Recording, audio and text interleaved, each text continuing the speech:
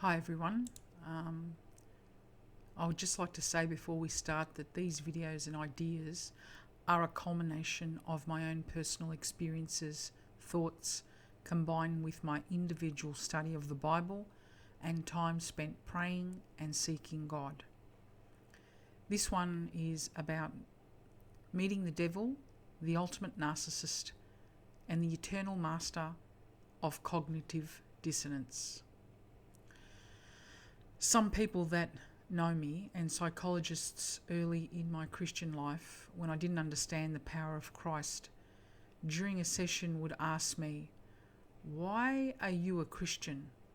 What made you become a Christian?" And my answer was always the same: I have met the devil and I didn't like him. One psychologist confirmed that this is the answer that many of her Christian patients give.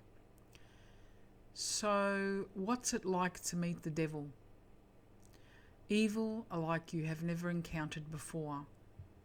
And I'm sure that God protected me during that time and really only exposed me to a very small serving of evil.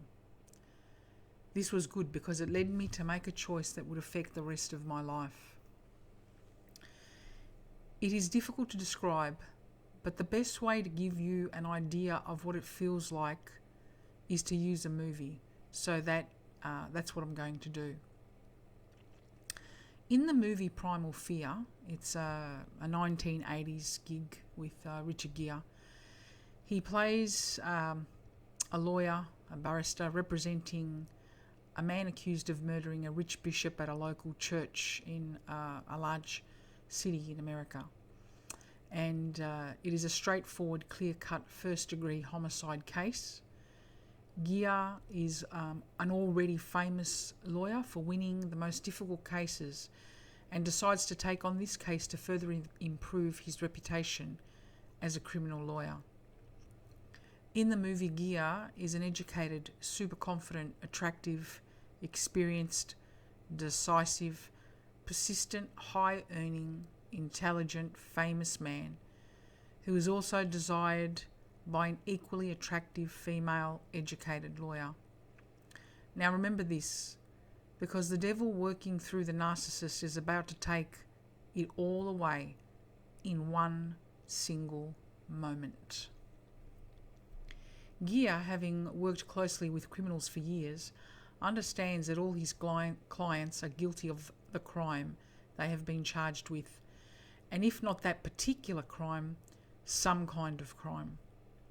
He believes none of his clients, but rather works on getting them off the hook and making them appear innocent in court before a judge and jury.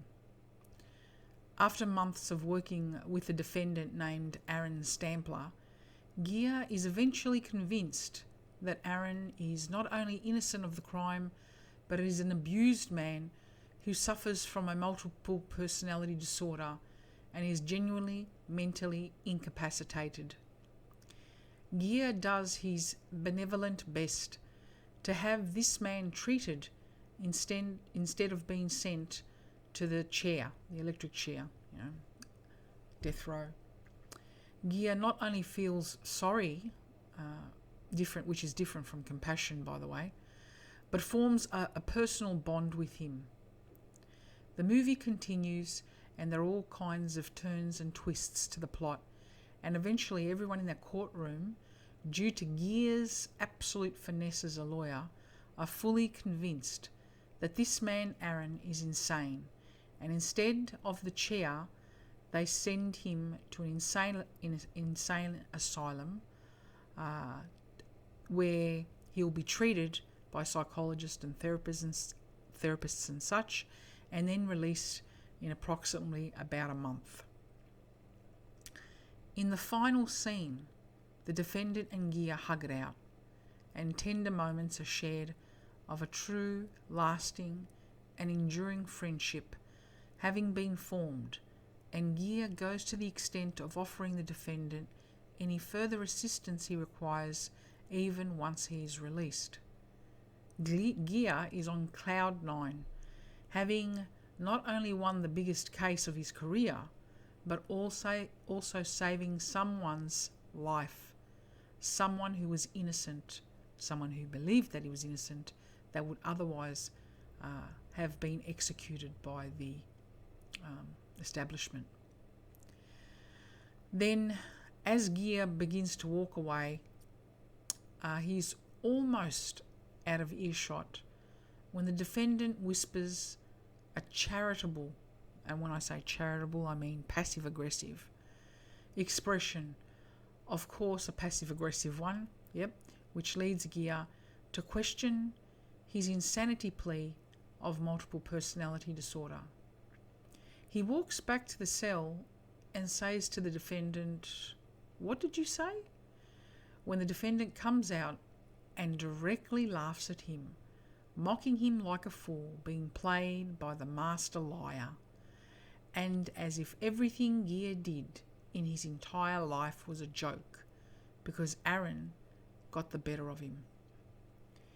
Gear walks away because there's nothing he can do, and in that final scene where he's standing outside the courthouse, totally and absolutely in shock.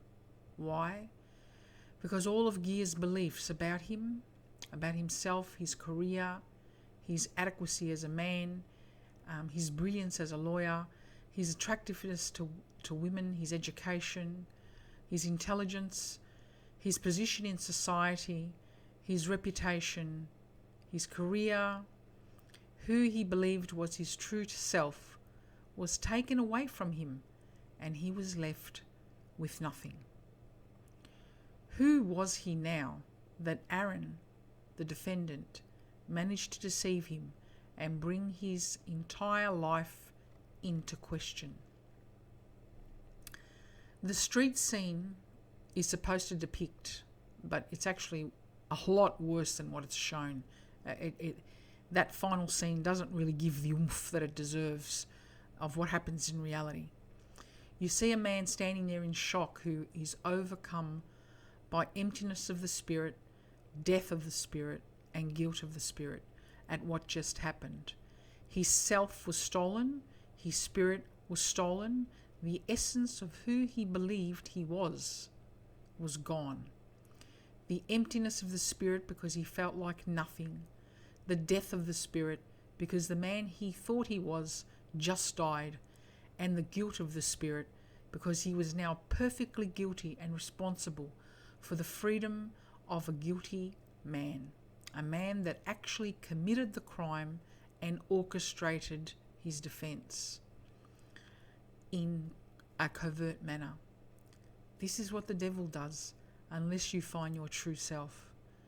You will live in cognitive dissonance for an eternity of confusion. The devil is a liar, and he's really good at it. And then lies in this world are repeated over and over and over again until you walk around in a fog of lies, so that having ears you cannot see, and having eyes you cannot see, and having ears you cannot hear. If you want to find your way out of the fog, be baptized, confessing your belief in Christ, and read the Bible. At least read the most famous book that ever was written, in particular the books of St. Mark, St. Matthew, St. Luke, and St. John. God bless us all. Thanks for listening.